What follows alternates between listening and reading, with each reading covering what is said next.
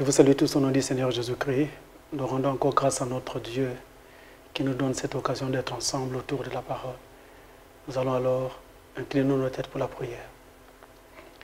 Dieu notre Père Céleste, nous t'appelons sous la scène maintenant, Seigneur, alors que nous allons encore étudier la parole pour fortifier nos âmes, alors que nous attendons ta venue. William Branham, ton prophète, a dit que le seul espoir qui reste sur la terre, pour la terre maintenant, c'est la venue du Seigneur. Et c'est pourquoi nous voulons écouter ta parole qui nous prépare, Père, pour ta venue. Pardonne nos imperfections et accorde-nous la grâce d'être profondément bénis par ta parole, au nom de Jésus-Christ. Amen. Nous allons commencer notre étude aujourd'hui en ouvrant dans le livre des Psaumes, au chapitre 46, le verset 11. Pour ceux qui ont la version d'Arby, ça sera le verset 10. Donc, Psaume chapitre 46, verset 11, pour la version Louis II. Lisons au nom du Seigneur. Arrêtez et sachez que je suis Dieu. Je domine sur les nations, je domine sur la terre. Amen. Que le Seigneur bénisse sa parole. Aujourd'hui, je voudrais partager avec vous ce passage qui est donc tiré du livre de Psaume au chapitre 46 pour parler de ce verset 11 que les croyants du message connaissent bien particulièrement parce que dans les différentes assemblées du message, quand vous y entrez, vous trouvez au-dessus de la chair un passage où il est écrit « Restez tranquille et sachez que je suis Dieu ». Alors, il y a plusieurs traductions possibles. Dans certains passages, il est écrit comme ici dans Louis II « Arrêtez et sachez que je suis Dieu ». Dans d'autres versions bibliques, il est écrit « Tenez-vous tranquille et sachez que je suis Dieu ». C'est particulièrement ce qui est écrit dans la version d'Arby. Mais il y a une différence des versets. Dans Darby, ça sera au verset 10. Là, il est écrit « Tenez-vous tranquille et sachez que je suis Dieu ». Et comme c'est cette version que Fobana utilisait aussi assez couramment, et même quand il parlait de ce passage, il utilisait beaucoup cette version d'Arby, alors nous allons intituler notre étude d'aujourd'hui « Tenez-vous tranquille et sachez que je suis Dieu ». Eh bien, ce psaume que nous venons de lire, duquel nous tirons notre enseignement, notre texte d'aujourd'hui, eh bien, a été écrit par les fils de Corée. Les fils de Corée étaient des assistants dans le service qui se faisait dans le temple. Et le thème abordé par ce psaume, c'est la présence constante et rassurante de Dieu. On nous parle donc du fait que nous pouvons mettre notre confiance dans le Seigneur parce que sa protection sera toujours là et sa protection nous sera garantie. Mais une fois déjà, pendant ce temps où a régné fortement le Covid-19 ici, nous avons étudié un psaume avec vous et nous avons pu voir par la grâce de Dieu que les psaumes ne sont rien d'autre que la prophétie chantée. Donc aujourd'hui encore, par la grâce de Dieu, en étudiant sur ceci, au travers de ce psaume au chapitre 46, nous allons encore découvrir la prophétie vraiment qui a été chantée par, cette fois-ci non plus David, mais les fils de Corée. Et donc, ce psaume parle donc de la présence constante et rassurante de Dieu et c'est une sorte de déclaration de confiance que donc on doit avoir dans le Seigneur.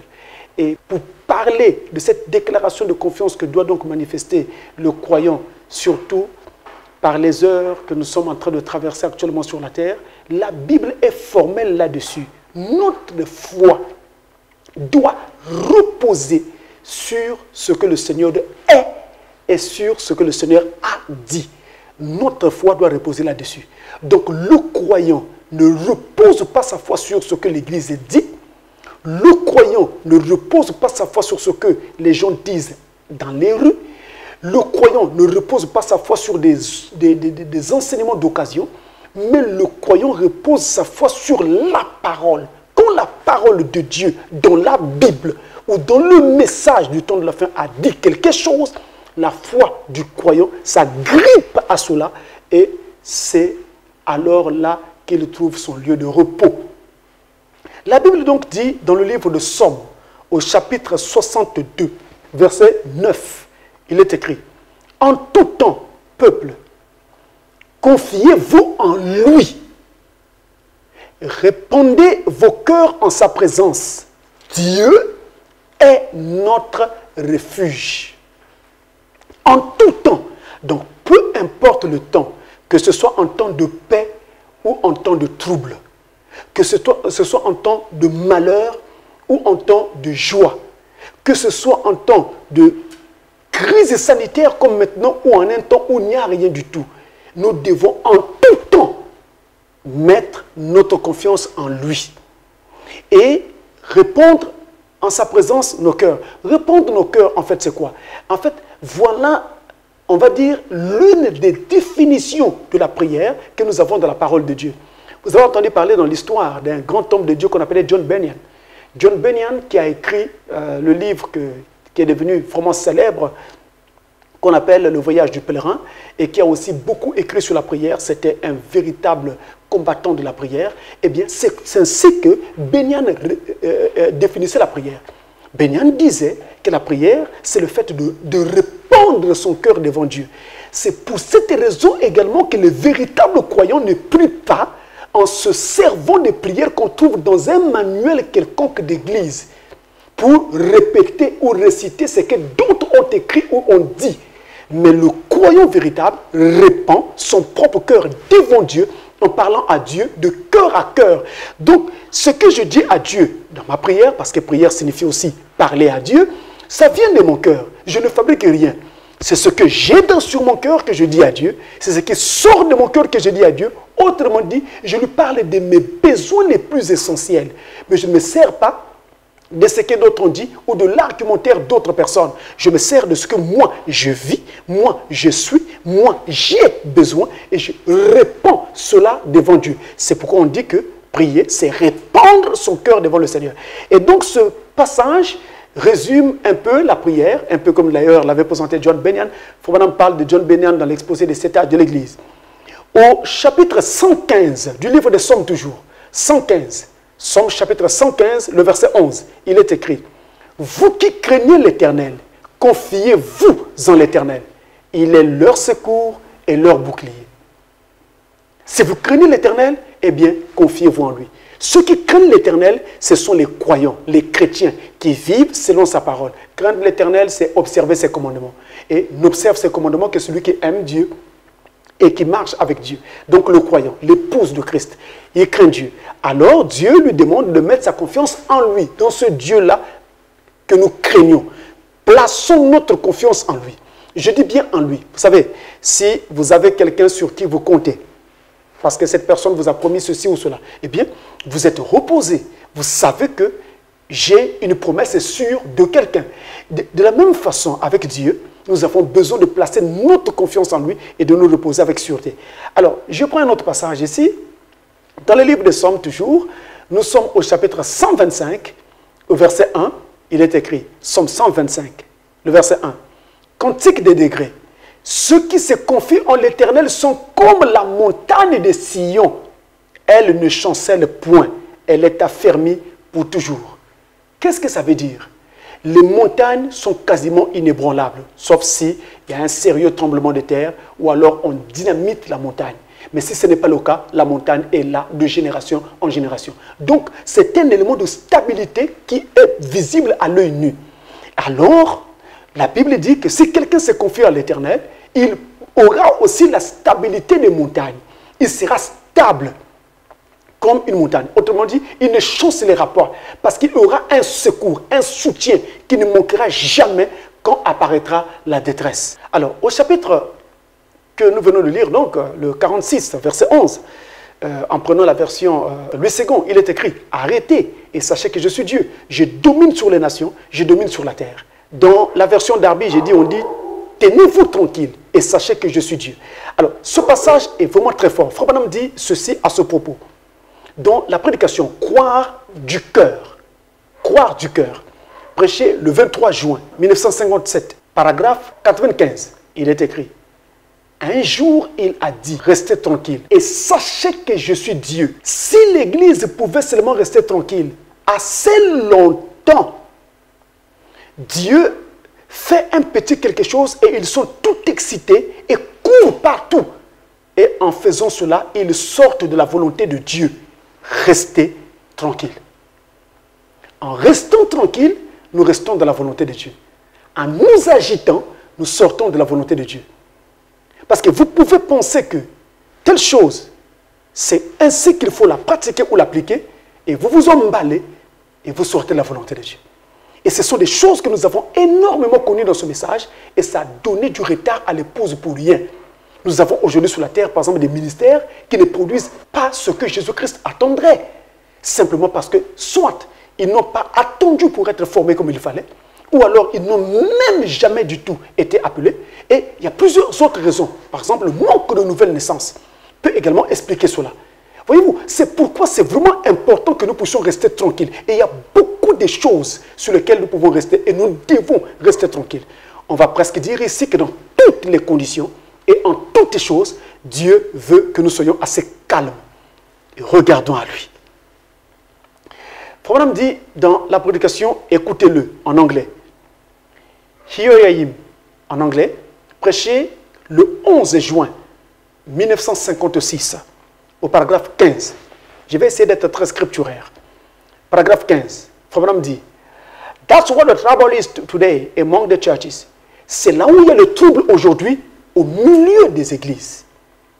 God can't get them to stand still long enough.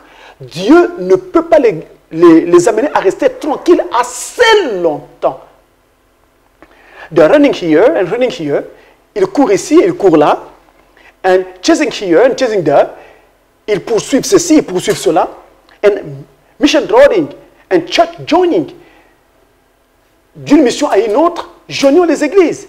Why don't you stop that and stand still a minute? Pourquoi n'arrêterez-vous pas cela et restez tranquille un moment? Voyez, dès qu'une petite chose ne va pas dans une église donnée, paf, on a fui, on va dans une autre. Là-bas aussi, quelque chose ne va pas, on sort, on fuit, on va dans une autre. Mais frère, on nous dit, mais pourquoi ne restez-vous pas tranquille un moment? Parce que justement, vous ne comprenez pas quelque chose. Peut-être que Dieu nous le dira dans la suite de la leçon. Vous ne comprenez pas qu'en fait, la stabilité d'une église dépend de votre foi. C'est vous qui amenez Dieu à l'église. Frère Branham dit, Dieu va à l'église chaque jour. Donc quand tu quittes ta maison pour aller à l'église, c'est Dieu qui va à l'église. Mais attention, Satan aussi va à l'église chaque jour. Comment? Mais au travers des individus. Quand les individus mal affermis, les individus loin du diable, quittent leur maison pour aller à l'église, eh bien Satan va à l'église au travers d'eux. Et c'est au travers de ces individus-là que les troubles sont créés dans les églises. Mais trouble ou pas trouble, toi le croyant véritable, tu dois rester assez stable et savoir que ta foi sera donc nécessaire et utile pour garder l'église dans la stabilité. Ta prière sera requise. Ta prière va compter. Mais courir d'un point à un autre, d'une église à une autre, d'une mission à une autre, mais tu ne fais absolument rien. Donc, c'est ne pas comprendre la volonté révélée de Dieu en ce temps de la fin. Écoutez-moi très bien. Vous n'aurez jamais une église parfaite à 100%. Ça n'existe pas sur la terre.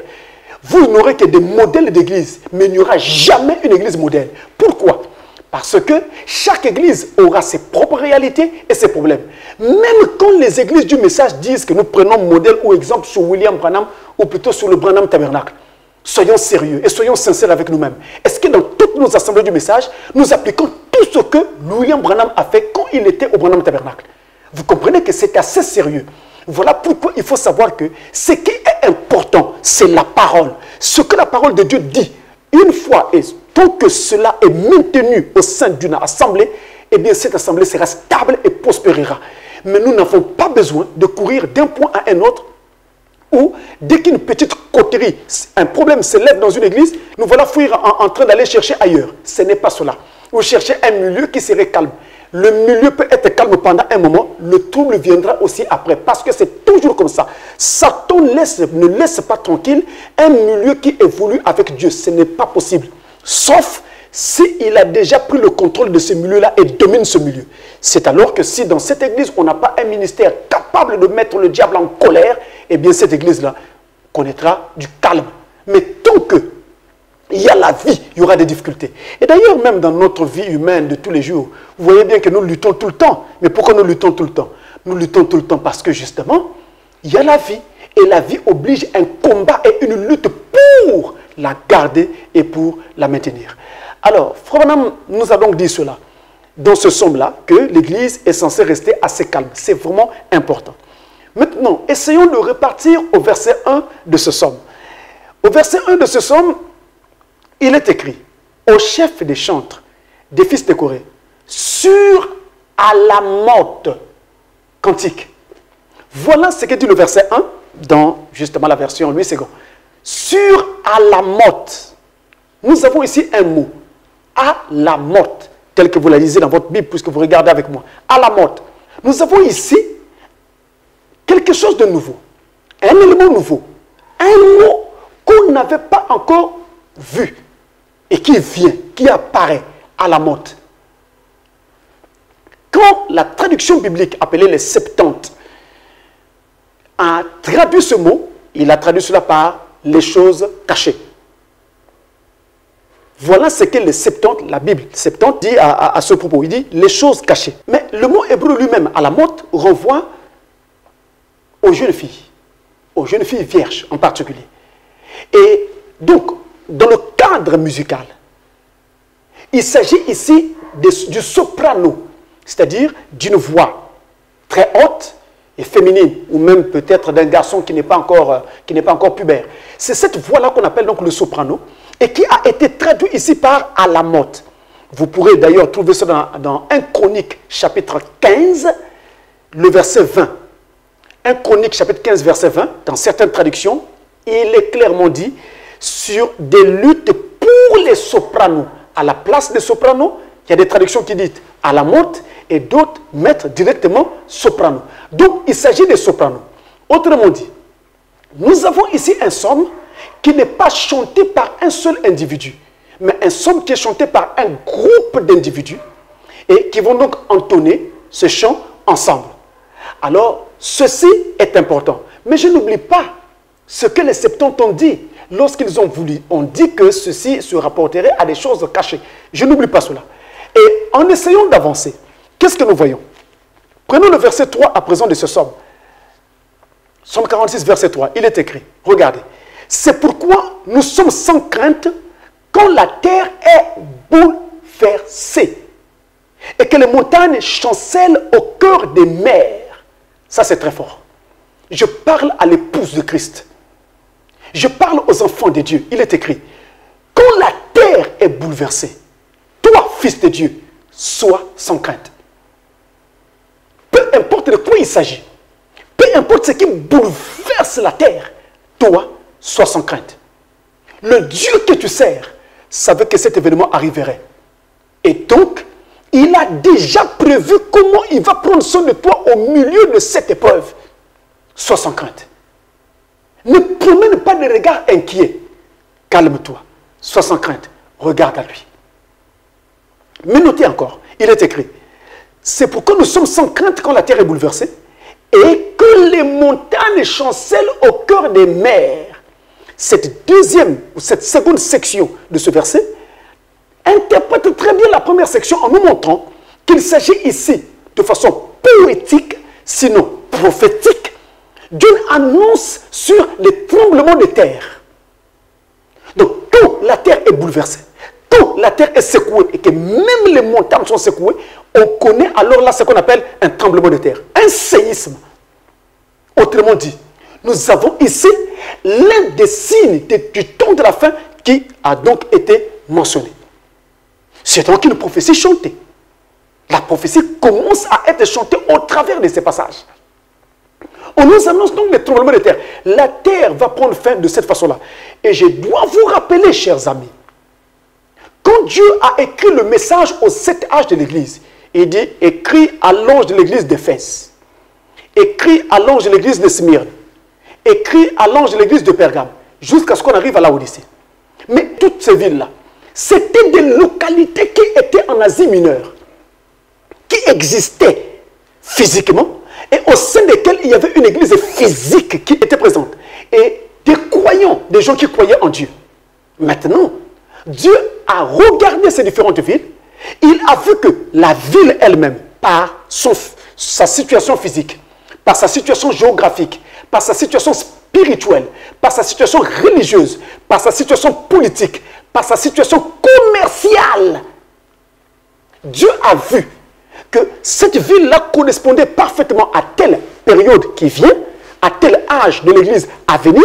Alors il a pris le nom de cette ville-là et l'a attribué à l'âge à venir pour permettre aux croyants de cet âge-là de se rendre parfaitement compte comment sera leur âge, de quoi cela sera caractérisé en regardant les caractéristiques des villes d'où a été tiré le nom que portent alors leur âge ou leurs âges. C'est ainsi qu'on a donc donné des noms à ces différents âges.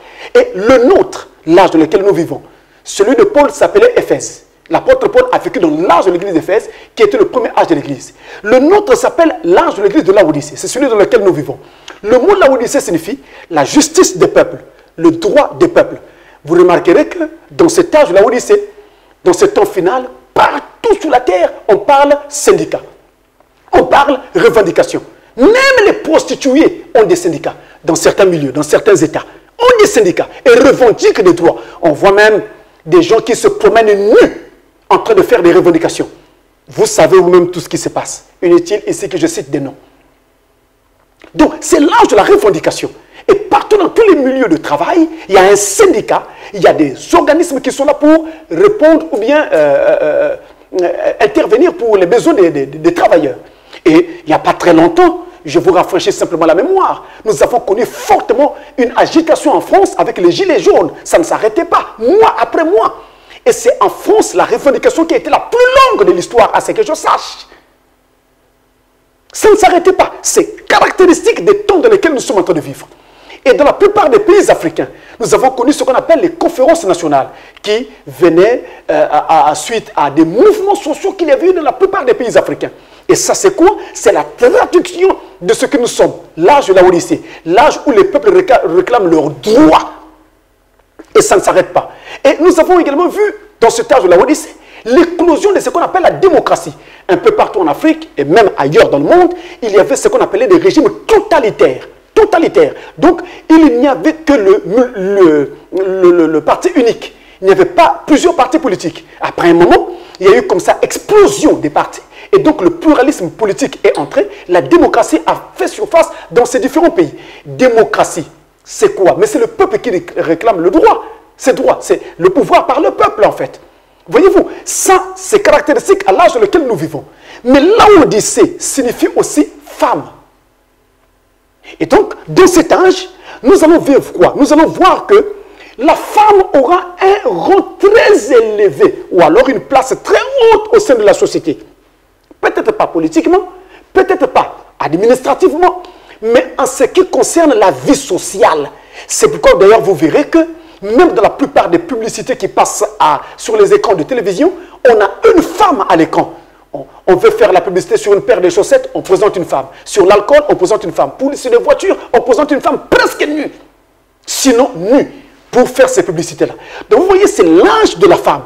L'âge de la femme également parce que dans cet âge, les églises, parce que la femme, spirituellement parlant, c'est aussi l'église, les églises également vont avoir un certain, on va dire monopole. Monopole sur les gens, mais un monopole usurpé. Au lieu de placer Christ dans le cœur des gens, ces églises et ces pasteurs se placent et se placeront eux-mêmes dans le cœur des gens. Ce qui n'était pas demandé par Dieu. Ce qui n'avait pas été recommandé. Ça, c'est la Odyssée. Maintenant, tenez mes frères, la ville de la Odyssée, renseignez-vous dans l'histoire, quand elle a pris fin, quand cette ville a connu sa fin dans l'histoire, la ville de la Odyssée a pris fin par des tremblements de terre, par des séismes.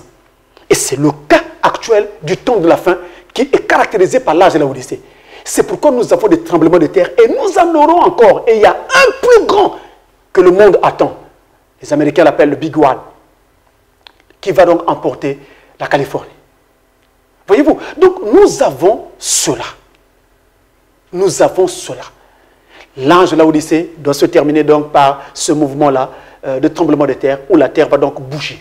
Ici donc, dans ce somme, cette prophétie est donnée et donc déjà chantée. Nous voyons cela. Alors la Bible dit, dans Matthieu chapitre 24, au verset 7, il est écrit, « Une nation s'élèvera contre une nation, et un royaume contre un royaume, et il y aura en divers lieux des famines et des tremblements de terre. » Matthieu 24, verset 7. La Bible continue. Dans Ésaïe chapitre 24, versets 19 et 20, il est écrit, « La terre est déchirée, la terre se brise, la terre chancelle comme un homme ivre. Elle vacille comme une cabane. Son péché pèse sur elle. Elle tombe et ne se relève plus. » Oui, la terre sur laquelle nous sommes est condamnée à la destruction. Pourquoi? Parce que son péché pèse sur elle. La terre a tellement péché. Aujourd'hui, Dieu n'est plus le bienvenu sur la terre. Vous pouvez citer un homme de science. Tout le monde vous applaudira. Vous pouvez citer un littéraire, un écrivain. Tout le monde appréciera. Mais si vous dites, Jésus a dit, dans un milieu public où les gens ne croient pas et ne veulent pas entendre parler de lui, je vous dis que vous pouvez même être lynché. C'est à quoi ressemble le monde aujourd'hui? Dans un bus ou dans un transport en commun, quelqu'un peut chanter en interprétant les chants de Johnny Hallyday. Tout le monde ne sera pas dérangé. Quelqu'un peut chanter en interprétant les chants de n'importe quel chanteur, quelque part, profane. Les gens seront tranquilles. Mais que vous chantiez un cantique de Sion, un vieux chant à l'ancien monde chrétien, les gens vont se retourner d'une façon drôle pour vous regarder, se posant la question, mais d'où vient ce drôle d'oiseau? Vous serez un drôle d'oiseau pour eux, et eux seront un drôle d'oiseau pour vous.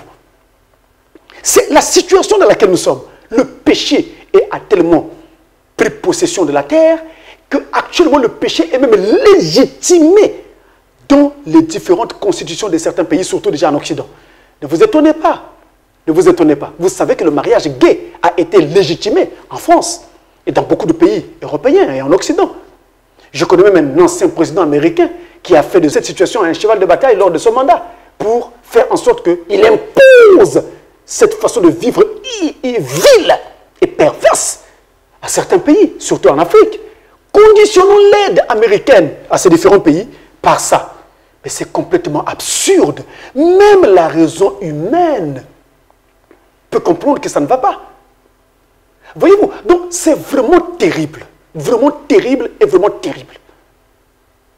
C'est à cause de cela que la terre ne pourra plus subsister. Elle est appelée à être détruite. Alors, ce passage donc en parle. Et la Bible donc de montrer aux enfants de Dieu, je pouvais avancer et citer Ésaïe chapitre 54, le verset 10, où Dieu garantit sa fidélité et sa protection à tous ses enfants, peu importe ce qui pourrait secouer la terre, même quand il y aurait des séismes ou des tremblements de terre. Il garantit sa sécurité. Dans Agé 2, verset 6, il parle également de cette situation-là, disons qu'il va ébranler de nouveau la terre. Dans Hébreux, au chapitre 12, à partir du verset 26 jusqu'au verset 28, il annonce également que la terre sera de nouveau ébranlée. Justement, la terre va être secouée, parce que cette terre est appelée à disparaître. Quand je dis disparaître, c'est un langage, c'est une façon de parler. Mais pour être précis, en fait, quand on dit fin du monde, il ne s'agit pas de la disparition de la planète Terre, mais il s'agit de la fin du cosmos, le système actuel du monde. Donc, la terre sera toujours là, mais Dieu va la purifier du système actuel de vie qui règne sur la terre. Dieu va la purifier de tout péché et Dieu va la purifier de tout pécheur. Et ensuite, établir l'éternité sur la terre. Voilà ce qui va se passer.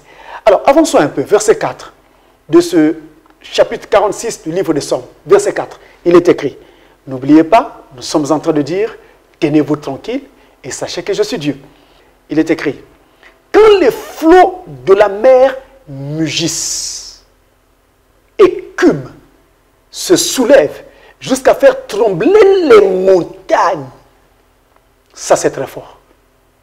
Qui aurait pu voir que c'était la prophétie chantée? Quand les flots de la mer mugissent, écument, se soulèvent. Regardez bien le rythme du langage. C'est comme si c'était du piano qu'on était en train de jouer. C'est comme une symphonie. Dieu est en train de jouer une sorte de musique. Oh, il a raison de dire sur Alamoth dès le départ. Il dit, quand les flots de la mer mugissent, écument, se soulèvent jusqu'à faire trembler les montagnes. La dernière section dit, jusqu'à faire trembler les montagnes, c'est pour nous dire à quoi exactement nous devons assigner ce qu'il est en train de dire là. À quel moment les flots de la mer mugissent? À quel moment avons-nous des vagues très élevées et qui peuvent être dévastatrices? Eh bien, c'est lorsque, par exemple, il y a des raz de marée. Ou alors lorsque, par exemple, il y a un tsunami venant d'un tremblement de terre sous l'eau. Alors ça déclenche un tsunami qui peut être vraiment meurtrier. Ou alors lorsque, par exemple, il y a une explosion nucléaire.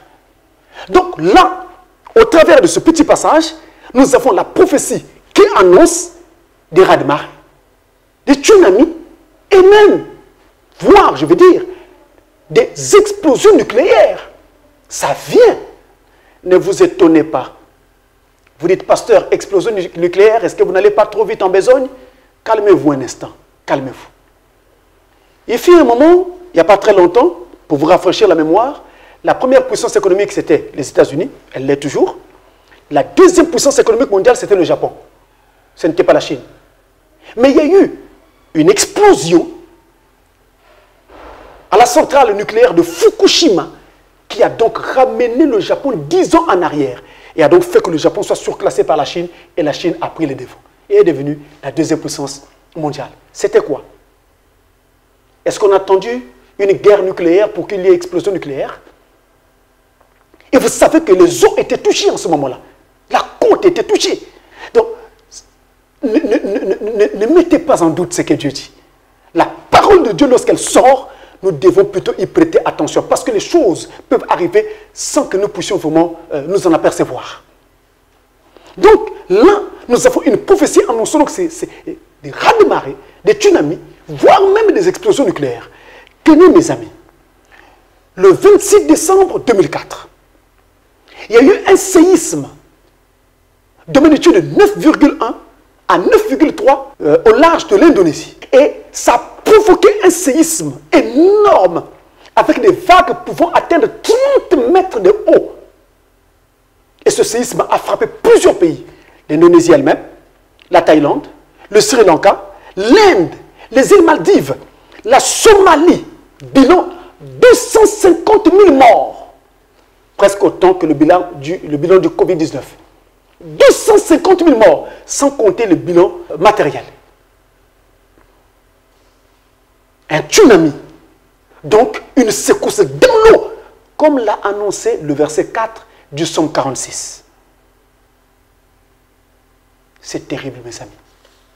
Sur la terre, nous sommes condamnés à des situations extrêmes et difficiles.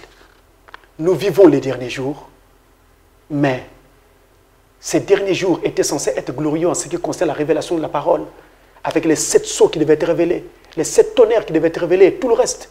Mais c'est également des temps de perplexité, des temps difficiles, des jours terribles. Il y a des moments à y regarder de près. Il arrive qu'on puisse avoir pitié de nos enfants qui sont encore à bas âge et qui viennent de naître, parce qu'on ne sait pas où va ce monde, qu'est-ce que demain nous réserve. Mais en mettant notre confiance en Dieu, nous reprenons confiance sur les éléments et avons confiance en Dieu pour nos enfants, pour leur avenir et pour nous-mêmes. C'est terrible, mes amis. Allons au verset 5 et descendons jusqu'au verset 6. Il est un fleuve dont les courants réjouissent la cité de Dieu, le sanctuaire des demeures du Très-Haut. Dieu est au milieu d'elle. Elle n'est point ébranlée. Dieu la secourt dès l'aube du matin. Je vous ai dit une fois ici que une écriture biblique ou une prophétie biblique peut avoir à la fois une double, sinon une triple application. Et justement, nous allons encore retrouver ce cas ici. Un fleuve dont les courants réjouissent la cité de Dieu. Eh bien, mes amis, la cité de Dieu dont on parle ici, sur le plan historique, pas spirituel, sur le plan historique, c'est Jérusalem. Sur le plan historique. Mais Jérusalem n'est pas traversée par un fleuve. C'est un paradoxe. Sur la terre, nous avons plusieurs villes qui sont traversées par des fleuves. Paris est traversé par la Seine. Le Havre, Rouen sont traversés par la Seine. La Tamise traverse Londres. Le Nil traverse le Caire. Khartoum au Soudan et Djouba. Le Caire en Égypte. Le Nil traverse ces villes-là. Brazzaville est traversée par le fleuve Congo. Voyez-vous? Mais Jérusalem n'est traversée par aucun fleuve. Comment Dieu peut-il dire qu'il est ce fleuve-là qui traverse sa demeure, Jérusalem?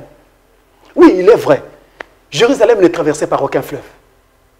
Mais Dieu est lui-même le fleuve de vie qui se tient au milieu de Jérusalem et qui alors, tel un fleuve, assure sécurité et bien-être aux habitants de Jérusalem. Et nous pouvons élever la pensée plus haut et voir que c'est la même chose que Dieu est et sera dans la Jérusalem céleste. Et là, nous sommes dans le spirituel à présent. C'est ce qu'il sera. Mais notez une chose très importante. Il dit, en commençant à parler de ce fleuve, oh, j'aime la parole. Et j'aime qu'on s'est chanté de cette façon. C'est ça. Il dit, il est un fleuve. Notez bien, un fleuve. Dont les courants, il y a plusieurs courants, mais pour un seul fleuve, réjouissent la cité de Dieu. N'oubliez pas, cette cité de Dieu, mais vous la formez aussi. Vous êtes le peuple de Dieu qui doit vivre dans cette cité. C'est un peu comme quand on dit le Congo. Mais le Congo, c'est un pays. Mais on peut aussi dire le Congo, eh bien, mais pour ses habitants. Et donc, quand je dis Jérusalem, ou la Jérusalem céleste, c'est une ville. Nous y habiterons. Mais je peux aussi dire Jérusalem céleste pour parler de l'Église qui va l'habiter. Si je dis la France, mais c'est un pays. Mais je peux aussi dire la France pour parler de sa population. Ainsi, mes frères, c'est profond. Il est un fleuve qui réjouit, dont les courants réjouissent la cité de Dieu. Donc, dont les courants réjouissent le peuple de Dieu. Mon Dieu. Il est un fleuve, un seul fleuve, avec plusieurs courants.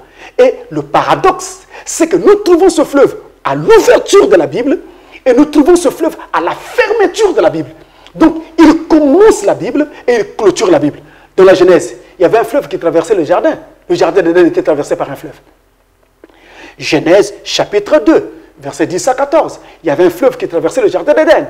Et dans l'Apocalypse, et justement l'Apocalypse au dernier chapitre, au chapitre 22, versets 1 à 2, nous voyons un fleuve de vie qui traverse la cité céleste. Donc, ce fleuve se trouve au début et à la fin du livre. Au commencement et à la fin du livre, nous avons ce fleuve. Dieu est là présent. Ce fleuve représente justement le fleuve de vie. Je dis bien représente. Le fleuve de vie. Et le fleuve de vie est la parole elle-même. C'est la parole elle-même. Mais notez ceci. Dans le jardin d'Éden, par exemple, lorsqu'on a parlé de ce fleuve, on nous dit que ce fleuve était parcouru avec 4 courants. Puisque là, on parle même de plusieurs courants. La Genèse nous révèle qu'il y avait plusieurs courants. Revenez un instant là-dessus. Genèse 2, versets 10 à 14. Il est écrit: un fleuve sortait d'Éden pour arroser le jardin. Et de là, il se divisait en 4 bras. 4 bras, donc 4 courants. Le nom du premier est Piscon. C'est celui qui entoure le pays de Havila, où se trouve l'or. L'or de ce pays est pur. On y trouve aussi le bédélium et la pierre d'onyx.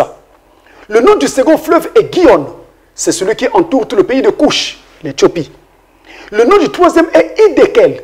Entendez, le Tigre. C'est celui qui coule à l'orient de l'Assyrie, Bagdad. Le quatrième fleuve, c'est l'Euphrate. Il coule aussi en Irak. Voilà les 4 fleuves dont on parle, ou les 4 bras qui venaient de ce fleuve unique qui traversait le jardin d'Éden. Donc, notez bien, nous avons un fleuve, mais qui se séparait en 4 bras. Mon Dieu, nous avons là un profond mystère. C'est pourquoi les courants de ces fleuves réjouissaient la cité de Dieu. Parce que là, il y a un profond mystère. Ce fleuve-là, en dehors du fait qu'il était un type de Christ lui-même, mais le type est aussi appliqué, sinon applicable, au prophète de l'âge. Le prophète de l'âge, avec le message unique qu'il amène pour tout l'âge, pour toute sa génération, et bien ce prophète-là est le fleuve initial, le principal. Maintenant, après, il y a 4 courants, il y a 4 bras. Les 4 bras sont les 4 autres ministères. Combien avons-nous de ministères? 5 ministères. Le premier, l'apôtre, le prophète, l'évangéliste, le pasteur et le docteur. Voilà vos 5 ministères. Mais de ces 5 ministères-là, le premier, je veux dire le prophète, c'est celui-là qui apporte le message. Et tous les autres prennent ce que le prophète a dit pour distribuer au peuple. Les bras font quoi? Ils tirent l'eau qui vient de la source pour amener cela un peu plus loin. Donc les différents courants d'un fleuve prennent l'eau qui vient de la partie mère de ce fleuve pour amener cela un peu plus loin. Et c'est ce que font les différents ministères. Nous prenons ce que le messager prophète a déjà dit pour amener cela plus loin, vers le peuple de Dieu. Traversons donc toute la cité de Dieu, traversons tout le peuple de Dieu, atteignons tout le peuple de Dieu pour réjouir ainsi le peuple de Dieu de sa parole sainte. Donc le prophète est la partie principale du fleuve. Ensuite, les différents bras sont les 4 autres ministères. L'apôtre, l'évangéliste, le pasteur et le docteur. Mais attention, il faut bien que ce ministère-là vienne du fleuve initial. Il ne faut pas que ce soit une rivière quelque part ou un ruisseau, je ne sais pas quoi, qui viendrait de... Il doit venir du fleuve initial pour continuer à abreuver les gens des mêmes eaux que les eaux initiales du fleuve principal. Voilà ce que notre Dieu fait, ou a prédit au travers d'un simple somme. Tenez-vous tranquille et sachez que je suis Dieu. C'est le courant de cette eau, réjouisse le peuple de Dieu. Il faut donc entendre que pour les différents besoins que le peuple de Dieu aura, la parole qui sera donc apportée par les différents serviteurs de Dieu répondra aux besoins du peuple de Dieu. Alors, vous ne pouvez pas vivre sans une église ou sans un pasteur. Autrement dit, aucun croyant ne doit marcher comme ça dans le vide, sans une église, sans un pasteur. Il faut avoir une église que vous appelez votre église, un pasteur que vous appelez votre pasteur, un lieu que vous soutenez avec vos dîmes, vos offrandes et vos prières. Il faut avoir cela. Et une fois que vous avez une église, vous ne devez jamais oublier que cette église-là est souveraine et qu'elle n'a pas une autre église qui domine sur elle. Elle dépend entièrement d'elle-même. C'est fondamental tout ceci. Donc, aucune autre église ne doit donner des ordres à cette église-là. Mais c'est elle-même, avec son pasteur et la parole, ils trouvent leur voie et ils avancent avec Dieu. Voilà ce qui doit être. Écoutez bien. Nous avançons encore, mes frères. Dans un autre passage ici, alors, du verset 7 jusqu'au verset 9, écoutez bien, il est dit, Somme 46 toujours, verset 7 à 9, des nations, suivez-moi attentivement, des nations s'agitent, des royaumes s'ébranlent, il fait entendre sa voix, la terre se fond d'épouvante. L'Éternel des armées est avec nous. Le Dieu de Jacob est pour nous une haute retraite. Venez, contemplez les œuvres de l'Éternel, les ravages qu'il a opérés sur la terre. Ce passage est fort. Si je passe, vous pourriez penser que ce n'était qu'une simple expression pour peut-être meubler le texte. Mais il ne s'agit pas de cela. C'est très fort. Des nations s'ébranlent. Autrement dit, aucune nation ne subsistera. Peu importe sa puissance militaire, sa puissance économique, peu importe sa puissance sanitaire ou médicale, aucune nation ne subsistera. Les nations s'ébranlent et vont toutes s'ébranler devant la présence du Très-Haut. Et ça, nous sommes en train de rentrer dans cette phase. Déjà, avec ce que le Covid-19 a produit, il n'y a que Dieu qui sait ce qu'il va advenir de certaines nations demain. Déjà aujourd'hui même, c'est devenu compliqué. C'est comme si on sortait d'un cauchemar. Et ça va aller comme ça en empirant jusqu'où il n'y a que Dieu qui peut le dire. Mais les nations s'ébranlent. Et donc, de ce point de vue-là, le croyant véritable n'a à craindre aucune nation. Dans toutes nos nations, nous respectons les lois. Nous marchons en bons citoyens. Mais nous n'entrons pas dans une panique. Tenez-vous tranquille et sachez que je suis Dieu. Écoutez ce que Frère Branham dit à ce sujet. Écoutez-moi très bien. Dans la prédication, l'évangélisation au temps de la fin, c'est prêché le 3 juin 1962, au paragraphe 132. Frère Branham dit, « Je veux que quelqu'un vienne me dire, n'importe quel théologien ici ou ailleurs, où la Bible a jamais prédit que le communisme dominera le monde. Où est-ce que la Bible a prédit que le communisme dominera le monde? Ne craignez pas le communisme. ce n'est rien. C'est un attrape-nigo dont Dieu se sert pour châtier les nations. Châtier la nation. Là, il change, je parle des États-Unis. Certainement, la Bible dit que Rome dominera le monde.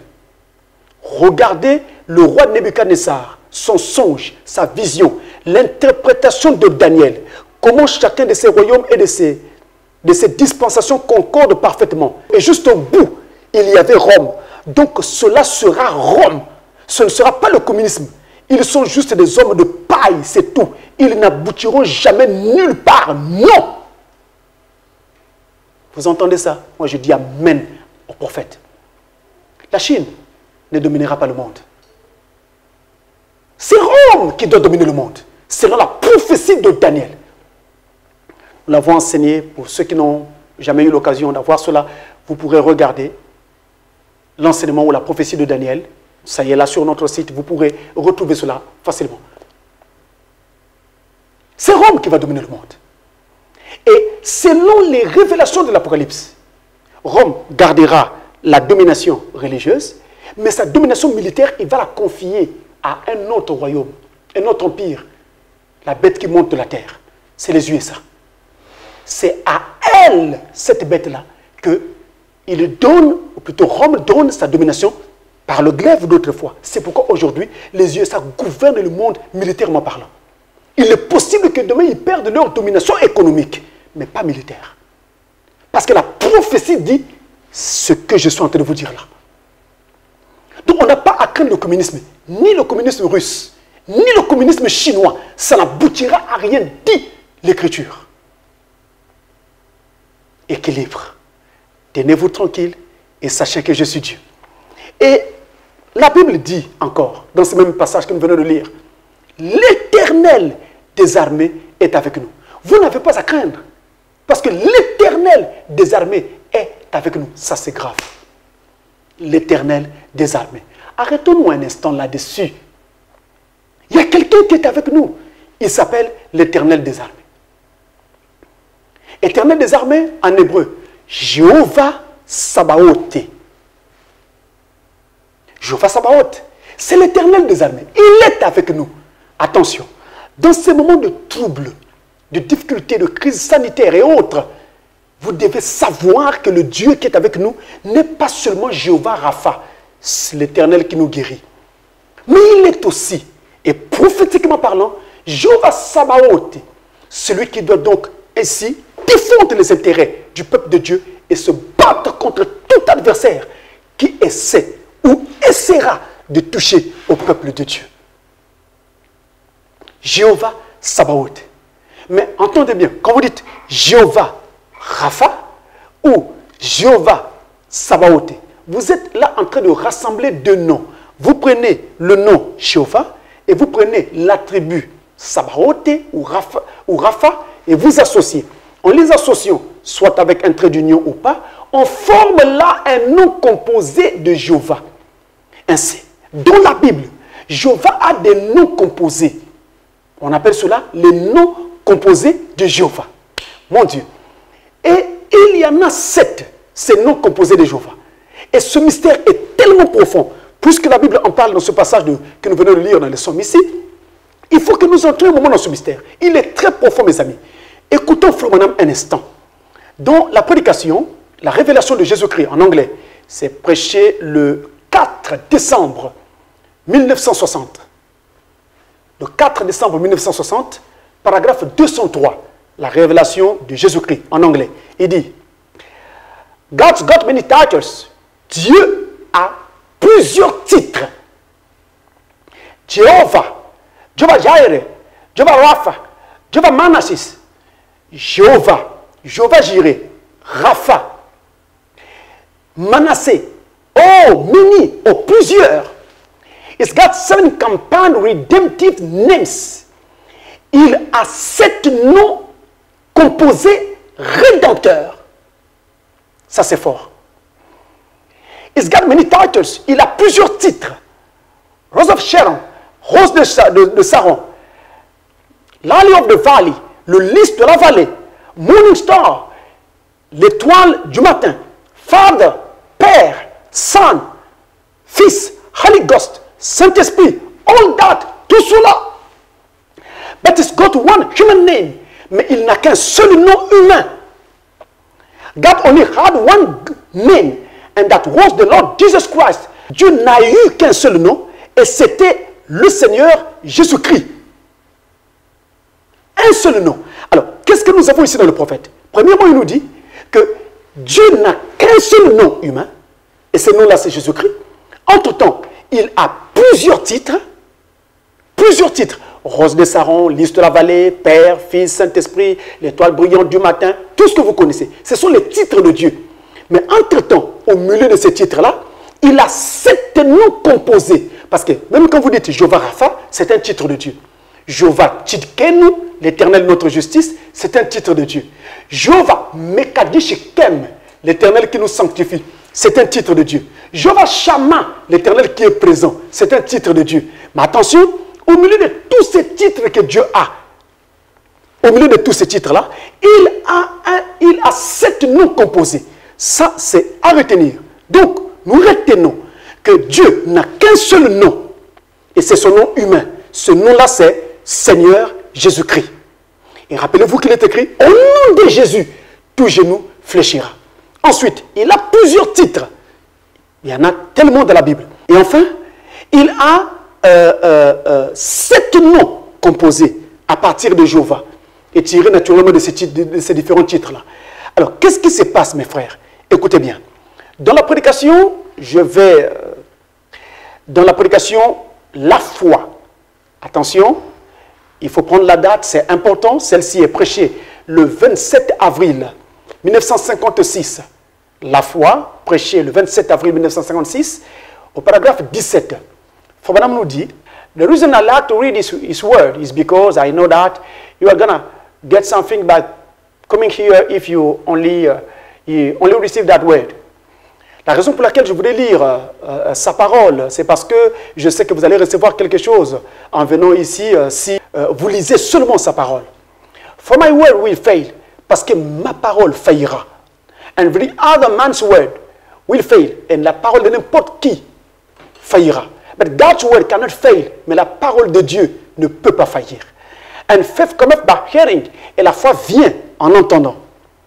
And hearing the word of God. Et en écoutant la parole de Dieu. Now we'll have to go back a little while tonight together. Maintenant nous allons repartir un petit moment ce soir pour avoir the context of this text. Pour avoir le contexte de ce texte. Jehovah Jireh. Jehovah Jireh. God appeared to mankind in 7 combined redemptive names. Dieu est apparu à la race humaine en 7 noms composés. C'est fort. Dieu est apparu à la race humaine en 7 noms composés. And in those redemptive names, he represented himself to the human race. Et au travers de ces noms composés, il se manifeste lui-même, ou se représente lui-même à la race humaine. For everything that we have need of while we're in this journey. Parce que tout ce dont nous avons besoin pendant que nous sommes dans ce voyage, and in our fallen state from glory, et dans notre état déchu de la gloire, he appeared in these redemptive names as Jehovah Jireh. Il est apparu dans ces noms rédempteurs comme Jehovah Jireh, the Lord will provide himself a sacrifice. Le Seigneur se pourvoira lui-même un sacrifice. Jehovah Rapha, the Lord that healeth thee. Le Seigneur qui te guérit. Jehovah thy banner, Jehovah ta bannière. And Jehovah, 7 different compound redemptive names that he appeared in. 7 noms composés, 7 noms rédempteurs composés au travers desquels il est apparu. Écoutez, nous avançons mes frères. Dans la prédication, on a cette fois-ci, the 7 compound names of Jehovah, les 7 noms composés de Jéhovah, cette prédication-là, le titre c'est celui-là, les 7 noms composés de Jéhovah, prêchés le 20 janvier 1955, au paragraphe 18. William Branham, le prophète, va nous citer ces 7 noms-là composés de Jéhovah, qui sont à la fois des noms rédempteurs. Suivez très bien. Dans la prédication, les 7 noms composés de Jéhovah, prêchés le 20 janvier 1955, au paragraphe 18. Il dit, now from here, we want to make our quotation. Maintenant, à partir d'ici, nous allons faire notre citation. And now, I have written out on the envelope here that I carried. Et alors, j'ai mentionné ici sur une enveloppe que j'ai apportée avec moi, the 7 compound names of Jehovah, les 7 noms composés de Jéhovah. In other words, en d'autres termes, it was what Jehovah is. C'est ce que Jéhovah était. Is made up in the 7 redemptive names of His. Il se résume au travers de ces 7 noms composés de lui-même, de sa propre personne en fait. Now God, His attitude towards the people from Eden back to Eden is wrapped in these 7 redemptive names. Maintenant, Dieu, son attitude vis-à-vis du peuple depuis l'Éden est cachée dans ces 7 noms rédempteurs. The first one being Jehovah Jireh, which means the Lord will provide the sacrifice. Le premier d'entre eux étant Jehovah Jireh, ce qui veut dire le Seigneur pourvoira un sacrifice. Jehovah Jireh, notez ça, c'est le premier. The second one is Jehovah Rapha, the Lord, the healer. Le second est Jehovah Rapha, le Seigneur qui te guérit, le Seigneur qui guérit. Manasseh, our banner. Manasseh, notre bannière. C'est le troisième. Shalom, our peace. Shalom, notre paix. Donc entendez, Jehovah Shalom, notre paix. Roi, il shepherd. Roi, il est berger. Donc entendez, l'Éternel notre berger. Jehovah Roi, l'Éternel notre berger.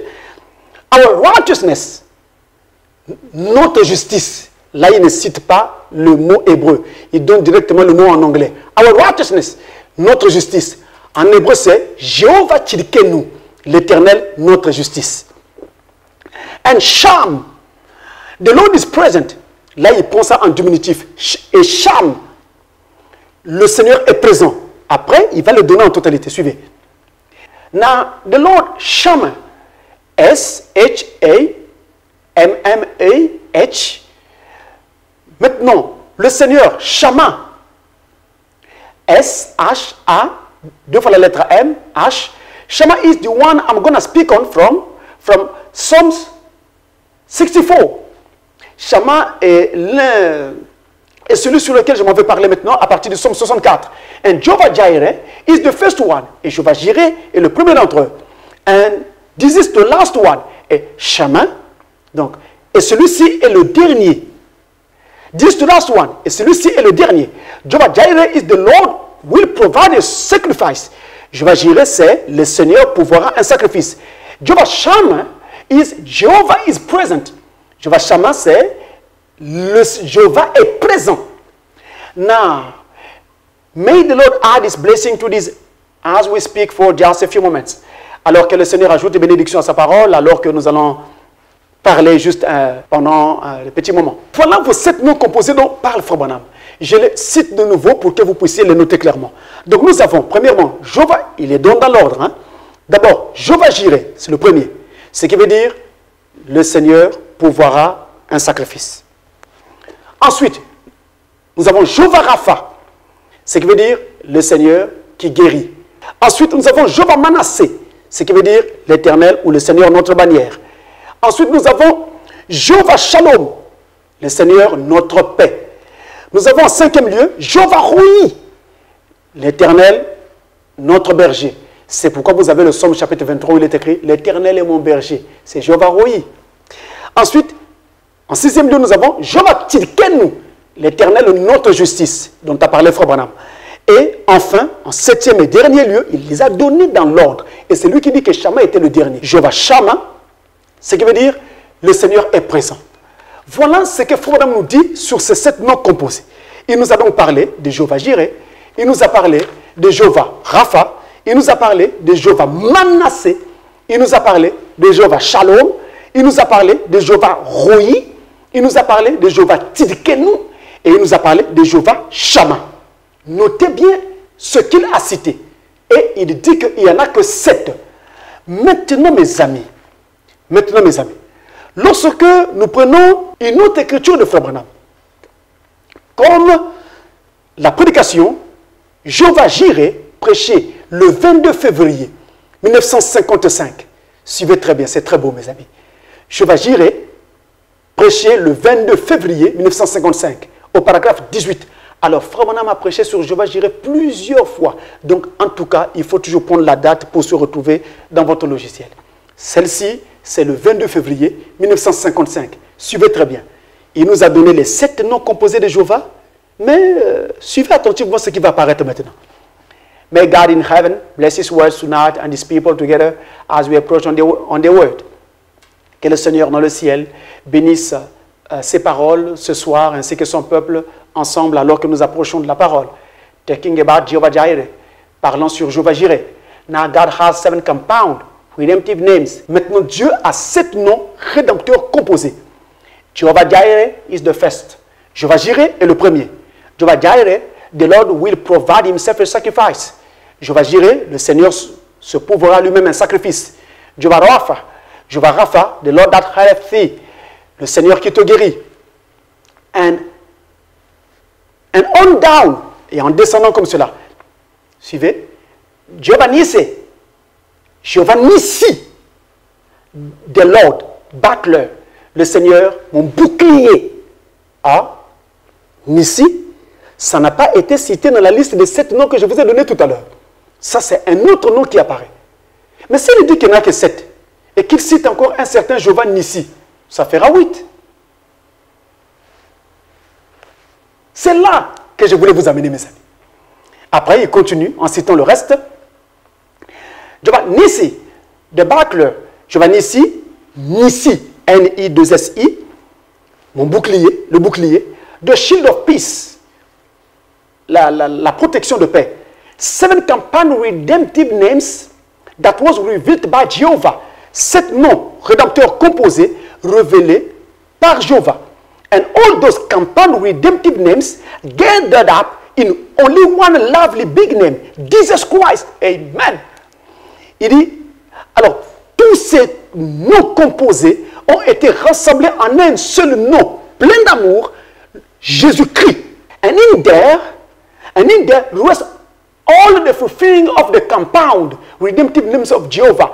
Et en lui, en ce nom-là, repose l'accomplissement de tous les noms composés rédempteurs de Jéhovah. En lui, Jésus-Christ. Donc vous ne pouvez pas avoir le bénéfice de l'un des noms composés de Jéhovah sans passer par Jésus-Christ. Il est la personne au travers de qui tout cela s'accomplit. Et au travers de son nom, tous les 7 noms composés de Jéhovah s'accomplissent. Mais n'allons pas si vite. Revenons un instant. Just a minute, please. Il est dit que Jéhovah n'a que 7 noms composés. Frère Branham nous les a cités. Je les récite encore pour vous. Je vous les redonne. Premièrement, Jéhovah Jireh. En deuxième lieu, nous avons Jéhovah Rapha. En troisième lieu, Jéhovah Manasseh. Je les donne dans l'ordre qu'a donné William Branham. En quatrième lieu, nous avons Jéhovah Shalom. En cinquième lieu, nous avons Jéhovah Roi. En sixième lieu, nous avons Jéhovah Tilkenu. Et en septième et dernier lieu, nous avons Jéhovah Shammah, l'Éternel notre Père. Mais en lisant dans une autre prédication ici, un autre nom apparaît. Jéhovah Nissi, l'Éternel notre bouclier. Mais si nous prenons Jéhovah Nissi, nous l'amenons vers les 7 noms ici, ça va faire quoi? Ça fera 8. En réalité, voici la lumière, mes frères. Jéhovah Nissi est un nom composé de Jéhovah comme les 7 que nous avons cités. Mais ça ne fait pas un 8e nom. Il fait toujours partie des 7 premiers noms. Notez ceci. Les noms composés de Jéhovah sont au nombre en fait de 14 dans toute la Bible. Mais ces 14 noms composés de Jéhovah vont 2 à 2. C'est ce qui fait qu'il y en a toujours 7 au lieu de 8 ou de 14. Donc, voici les 14 que nous avons que vous pouvez scruter dans tout l'Ancien Testament et vous retrouver. Je vous les donne avec les passages qui pourront vous aider à vous retrouver. Mais sauf qu'il faut noter, dans ces différents passages, dans nos Bibles, Louis II et même Darby et autres traductions, ces noms ont déjà été traduits en français ou en anglais. Ils ne sont pas donnés avec leur expression hébraïque. Mais je vous les ressors, je vous les donne. Vous avez par exemple Jéhovah Elohim, c'est le premier. Jéhovah Elohim, ce qui veut dire celui qui est puissant. Nous trouvons ça dans Genèse chapitre 2, verset 4. Les définitions peuvent connaître de petites variations. Ça, ce n'est pas principalement un problème. Ce n'est pas principalement un problème. Donc, dans Genèse chapitre 2, verset 4, c'est là que nous trouvons cette expression. L'Éternel qui est puissant, le Seigneur qui est puissant, ou alors celui qui est puissant. En deuxième lieu, nous avons Jéhovah El-Elyon, ce qui veut dire, en fait, maître ou possesseur des cieux et de la terre. Ça, c'est ce que Frère Branham dit dans la prédication Hébreux chapitre 7. Hébreux chapitre 7, première partie, au paragraphe 74. Hébreux 7, première partie, paragraphe 74, pour ceux qui veulent la date, pour une meilleure étude, vous avez le 15 septembre 1957. 15 septembre 57, paragraphe 74. C'est la première partie de Hébreux chapitre 7. Il faut vraiment dire cela là-bas. Et dans la Bible, vous trouvez cette expression dans Genèse chapitre 4, le verset 22. En troisième lieu, vous avez Jéhovah Adonai. Parfois on dit simplement Adonai. Mais c'est Jéhovah Adonai. Et donc, il veut dire celui qui dirige, celui qui règne. Voyez-vous, celui qui dirige, celui qui règne. Adonai lui-même veut dire Seigneur. C'est pourquoi ici on peut dire, au lieu de dire c'est lui, on peut dire le Seigneur qui dirige, le Seigneur qui règne. Et vous avez cela dans Genèse 15, le verset 2. En quatrième lieu, nous avons Jéhovah El-Olam. El, c'est avec E-L. Ensuite, O-L-A-M, Olam. Donc, El et Olam sont séparés. Jéhovah El-Olam, c'est la même chose avec El-Elyon, c'est séparé. Jéhovah El-Olam, ça veut dire le Seigneur qui est mystérieux. Et vous avez ceci dans Genèse 21 et au verset 33. En cinquième lieu, nous avons Jéhovah Jireh, celui qui pourvoit, l'Éternel qui pourvoit, le Seigneur qui pourvoit, etc. On dit même parfois celui qui rachète, le Seigneur qui rachète. Genèse 22, le verset 14. Et Frère Branham parle de Jéhovah Jireh à plusieurs endroits. Il a même prêché là-dessus à plusieurs occasions. Genèse 22, verset 14. En sixième lieu, vous avez Jéhovah Rapha. Jéhovah Rapha, qui veut dire celui qui guérit. Exode chapitre 15, le verset 26. C'est aussi le Seigneur qui guérit. Je dis celui qui guérit, vous pouvez dire le Seigneur qui guérit. En septième lieu, vous avez Jéhovah Nissi. Nissi avec N-I, 2-S-I. Et ça veut dire celui qui combat pour nous. Ça veut aussi dire, en fait, notre bouclier. C'est ça, justement. Il combat pour nous, il est notre bouclier, il est celui qui nous protège. Vous avez cela dans Exode chapitre 17, au verset 15. Alors, en huitième lieu, nous avons Jéhovah Mekadishkem. Jéhovah Mekadishkem, ce qui veut dire celui qui sanctifie. Et vous avez cela dans Exode chapitre 31 et au verset 13. Ensuite, nous avons en neuvième lieu Jéhovah Shalom, l'Éternel notre paix, ou alors celui qui donne la paix. Juge chapitre 6 et au verset 24. En dixième lieu, nous avons Jéhovah Sabaoth. Oh, j'aime ce Jéhovah Sabaoth. Celui qui commande des armées. Ou alors l'Éternel des armées, tout simplement. 1 Samuel 1, verset 3. Vous avez aussi Somme 24, verset 10. Mais vous avez aussi ce Somme, chapitre 46, ce que nous sommes en train d'étudier. Voyez-vous, où il est dit l'Éternel des armées est avec nous. Et en 11e lieu, vous avez Jéhovah Elyon. Elyon en un seul mot. Jéhovah Elyon. E-L-Y-O-N. Et ça veut dire celui qui bénit. Le Seigneur qui bénit. Amen. Somme chapitre 7, le verset 17. En 12e lieu, nous avons Jéhovah Rohi. Ce qui veut dire l'Éternel est mon berger, l'Éternel est mon berger, le Seigneur est mon berger. On peut aussi dire celui qui prend soin. C'est ce que fait un berger. Il prend soin. Et Somme chapitre 23, verset 1, pour le passage qui peut sous-tendre cela. En 13e lieu, vous avez Jéhovah Tzidkenu, l'Éternel est notre justice. Amen. On peut aussi dire celui qui est notre justice. Et là, c'est dans le livre de Jérémie que nous trouvons cela. Jérémie au chapitre 23 et au verset 6. En dernier lieu, nous avons justement Jéhovah Shammah. Jéhovah Shammah qui veut dire celui qui est présent, le Seigneur qui est présent. Ézéchiel chapitre 48, le verset 35. Voilà où ces choses ont été dites. Alors, mes frères et mes amis, nous avons ces différents noms-là qui sont ici au nombre de 14.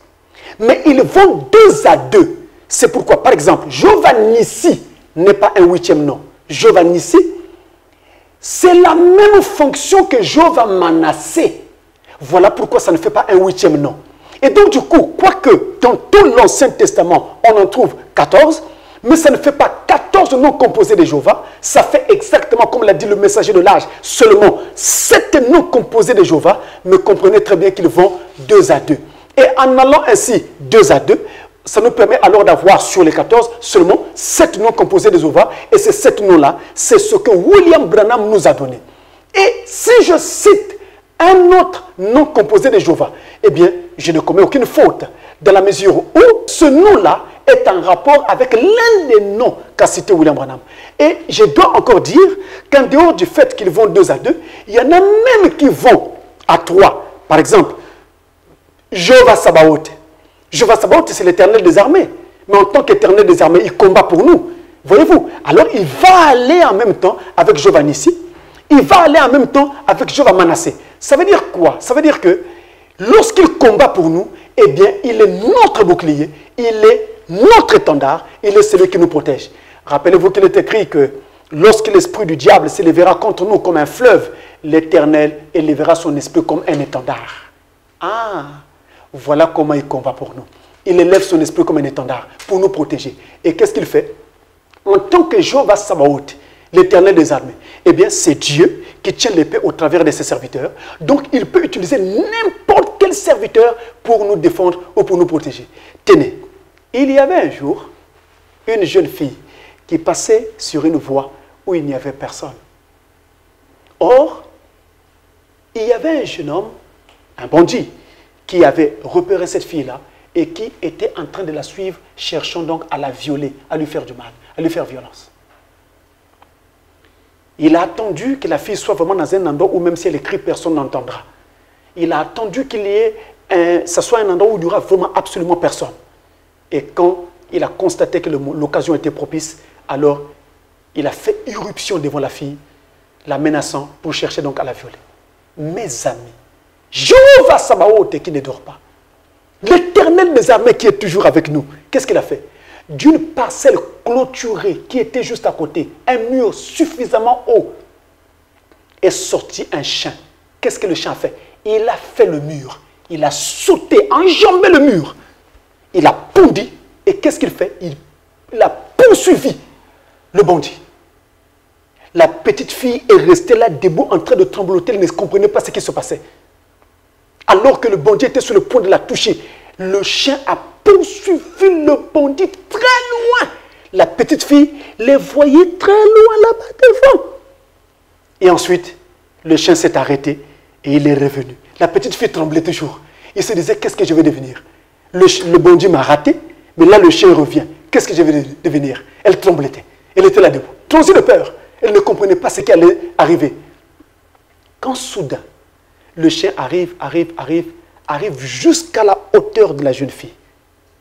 Il dépasse légèrement la jeune fille et ensuite il s'arrête. Le chien se retourne et regarde la jeune fille. Il remet la tête et le voilà qui s'en va. Il enjambe de nouveau le mur, il rentre dans la parcelle. Sans toucher la jeune fille. Un peu comme pour dire à la jeune fille, ne t'inquiète pas, c'est fait, le danger est passé. C'était quoi? Jéhovah Sabaoth, l'Éternel des armées. C'était quoi? Jéhovah Nissi, notre bouclier. C'était quoi? Jéhovah Manassé, notre étendard, notre bannière, l'Éternel, notre bannière, protégeant les intérêts de son enfant qui était en difficulté. Et donc, dans ce psaume, il est écrit qu'il va être pour nous Jéhovah, l'Éternel des armées, Jéhovah Sabaoth. C'est ainsi qu'il sera pour nous. Mes frères bien-aimés, dans les circonstances actuelles du monde, ne craignez rien. Celui qui est avec nous s'appelle Jéhovah Sabaoth, l'Éternel des armées. Je ne sais pas dans quelle chose tu te retrouves maintenant. Je ne sais pas en quoi tu te retrouves coincé ou bloqué. Je ne sais pas qu'est-ce qui se passe. Je ne sais pas qu'est-ce qui se passera peut-être demain sur toi ou contre toi. Mais Jéhovah Sabaoth sera là. Il sera au rendez-vous. Il a dit qu'il est avec nous en tant qu'Éternel des armées. Pour faire quoi? Et bien son but, c'est pour reconforter ses élus. Vous voyez, cette jeune fille, après avoir vécu cette épreuve, elle ne pourra plus jamais oublier ça. Laissez-moi vous parler d'une autre chose qui est arrivée à une sœur en Christ, ici dans mon pays. Un jour, elle est rentrée dans un supermarché. Elle a acheté des vivres. Elle l'a mis dans son petit sac. Mais elle avait ce sac-là un peu à la main comme ça, mais il pendait. Et on pouvait voir ce qui était à l'intérieur. Alors, quand la jeune fille sort du supermarché, sans s'en rendre compte, elle était donc suivie par un bandit qui la suivait à petits pas derrière pour essayer de voler dans son panier. Alors, elle continue à marcher sans s'en rendre compte de quoi que ce soit. Mais, après un moment donné, il y a eu un fou qui était de l'autre côté de la rue et qui a brusquement traversé la rue et est venu aussi par derrière. Il a attrapé le voleur. Il lui a asséné une gifle. C'est le bruit de la gifle qui va faire que la jeune fille, la jeune sœur se retourne. Quand elle se retourne, il voit alors le voleur qui s'enfuit. Le fou regarde la jeune fille, ne lui fait rien, retraverse la rue et va se repointer là où il était. C'est alors que ceux qui étaient autour disent, mais le gars là s'apprêtait à te voler. Le gars que le fou vient de frapper. C'est là qu'elle va se rendre compte. Qu'est-ce qui s'est-il passé? Qui a dit au fou de quitter là où il était et de venir frapper le voleur afin de faire que les pauvres objets de la jeune sœur ne soient pas volés? C'est Dieu. Et vous voyez que quand vous vivez une expérience comme ça, vous vous dites, ah tiens, alors Dieu est avec moi. Et ceci fait que dans d'autres circonstances, vous prenez confiance. Vous avez de l'assurance. Vous vous dites, ce que j'ai déjà vu de Dieu, eh bien je peux avoir confiance qu'il sera encore avec moi maintenant. Et donc vous n'aurez pas à avoir peur. Ça va rassurer. Ainsi donc Dieu va être avec nous maintenant. Il est déjà, je vous le rassure, en tant que Jéhovah Sabaoth, l'Éternel des armées. Pourquoi? C'est pour faire que nous puissions être réconfortés. Pour réconforter ces élus. Et en même temps, c'est pour dire aux nations, attention, n'essayez pas de vous frotter à moi. Que vous soyez une nation, que vous soyez une autorité administrative, politique, peu importe. Il ne faut jamais essayer de se frotter à Dieu. On n'en sort jamais vainqueur. Quand vous foulez aux pieds sa parole et vous voulez vous frotter à lui, vous n'en sortirez pas vainqueur. Jamais. Jamais. C'est pour dire cela aux nations. Et ceci est fondamental, mes amis. N'essayez jamais de vous frotter à Dieu. On peut se frotter à Dieu en essayant d'attaquer le peuple de Dieu. Faites attention. L'homme n'est qu'un souffle. Vous voyez, regardez, si je pince mon nez pendant longtemps, la bouche fermée, ça sera la mort qui va s'en suivre. L'homme n'est qu'un souffle. Dieu peut te retirer ce souffle. Et quand le souffle doit être retiré à quelqu'un, ses grades ne sont pas regardés. Ses fonctions, Dieu n'en tient pas compte. Et la terre oubliera très vite sa mémoire. C'est pourquoi ne vous frottez jamais à Dieu. Et je voudrais que l'humanité tout entière le sache. Le peuple de Dieu, on ne doit pas y toucher. On ne doit pas essayer même d'y toucher. C'est se créer des problèmes avec Dieu. Parce que Dieu dit, si vous touchez à l'un de mes enfants, c'est comme si vous étiez en train de toucher à la prunelle de mon œil. Qui est cet homme? Qui est cette femme? Qui est cet organisme, cette organisation qui peut oser mettre son doigt dans l'œil de Dieu? Écoutez bien, Frère Branham dit ceci, dans la prédication, les 7 âges de l'Église, terminons là. Écoutez très bien. Les 7 âges de l'Église, 7 âges, chapitre 5, à la page 199. Chapitre 5, page 199, il est écrit. Dans la section avertissement, il est écrit. Apocalypse 2, verset 16. Réponds-toi donc, sinon je viendrai à toi bientôt et je les combattrai avec l'épée de ma bouche. Que peut-il dire d'autre? Dieu peut-il passer par-dessus le péché de ceux qui ont porté son nom en vain? il n'y a qu'un seul moyen de recevoir la grâce à l'heure du péché. Se repentir. Confessez que vous avez tort. Venez à Dieu pour recevoir le pardon et l'Esprit de Dieu. C'est un ordre que Dieu vous donne. Désobéir, c'est la mort. Car il dit, je livrerai bataille contre vous avec l'épée de ma bouche. La bête a livré bataille contre les saints pendant les âges. Mais Dieu livrera bataille contre la bête dans le jour du Seigneur. Au jour du Seigneur, nous y sommes presque. Ceux qui ont combattu la parole se retrouveront un jour combattus par la parole. Ne vous rangez jamais du mauvais côté de l'histoire. Ne vous rangez jamais du côté de ceux qui combattent la parole. Ne vous rangez jamais du côté de ceux qui se liguent contre un serviteur de Dieu, contre le peuple de Dieu, contre une église, contre une œuvre de Dieu. Ne vous rangez jamais. C'est terrible. La colère de Dieu est insoutenable. Mais quant au peuple de Dieu, soyez rassurés. Ne tremblez pas. N'ayez pas peur. Soyez rassurés. Alors, nous revenons à ce passage. Tenez-vous tranquille. Et sachez que je suis Dieu. Peu importe la situation et la circonstance.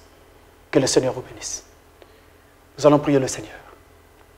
Quiconque veut qu'on se souvienne de lui, va seulement lever sa main pendant que nous allons prier. Prions. Dieu notre Père Céleste, merci pour la grâce et l'amour que tu nous as accordé, Seigneur notre Dieu, au travers de la parole. Les choses que tu viens de nous dire ici, Père, révèlent combien fort tu aimes ton peuple, combien tu aimes ton épouse, ton église, tes élus.